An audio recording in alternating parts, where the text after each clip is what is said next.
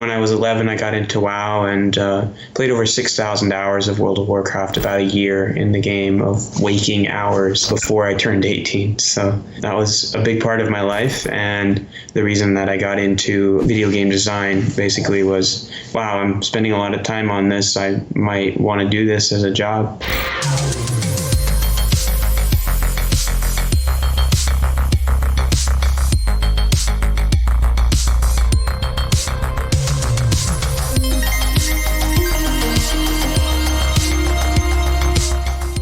So I grew up on the Cheyenne River Indian Reservation in the middle of South Dakota, what was once the Great Sioux Nation. So 120 years ago in 1889 is when my family was forced onto the reservation from where they had been living, basically to live as prisoners of war until 1924.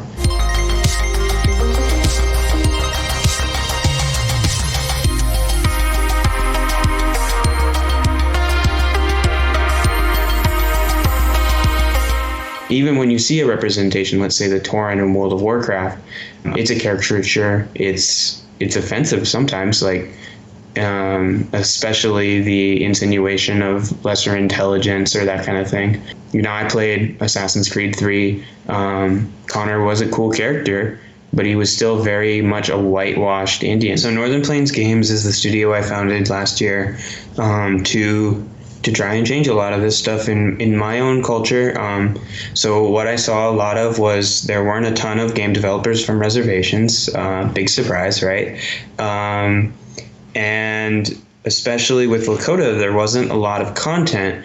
Even books and movies, we just don't have a ton of stuff in our language. There's less than 2,000 speakers left today, and less than 1% of people my age are fluent. So I started building Tipikaga, our first title, a few years back in 2017, spring of 2018.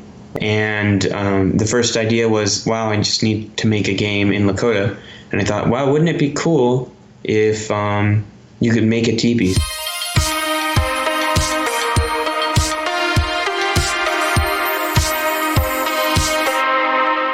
It's not a teaching tool per se. It's not something that's going to help you learn these words for the first time.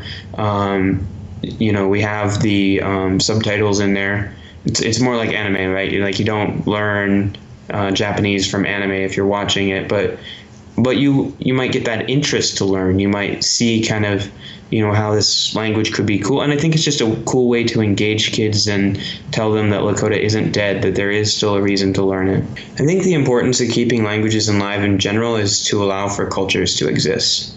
I'd say if we all speak the same language, if our cultures start to blend together, we lose a lot of the complexity about what makes us human. And while I like, peace and everyone coming together, I think that culture is important and that difference is important, that we're not meant to all be the same. And that these complicated histories that brought us to who we are today are important, and that we should continue to honor them and continue to carry out, cultural practices, including language, as a part of who we are.